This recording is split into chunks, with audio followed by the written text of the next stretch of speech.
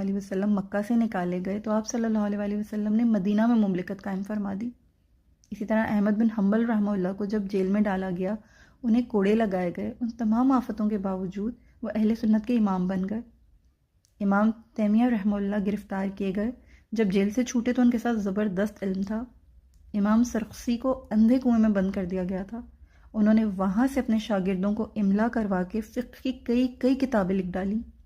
ابن الاسیر رحمہ اللہ کو گھر میں بٹھا دیا گیا تھا، جب انہیں گھر میں بٹھا دیا گیا تو وہاں انہوں نے ہمت نہیں ہاری، انہوں نے وہاں جامع الاصول اور النہایہ کی وہ کتابیں لکھیں جو علم حدیث کی بہترین و مفید ترین کتابیں۔ اسی طرح ابن الجوزی رحمہ اللہ کو بغداد سے نکال دیا گیا تو انہوں نے قرأت صبا کی تجوید تیار کر دی۔ کہنے کی بات یہ ہے کہ جب بھی کوئی آفت آئے اس کا روشن پہلو ضرور تلاش کیجیے۔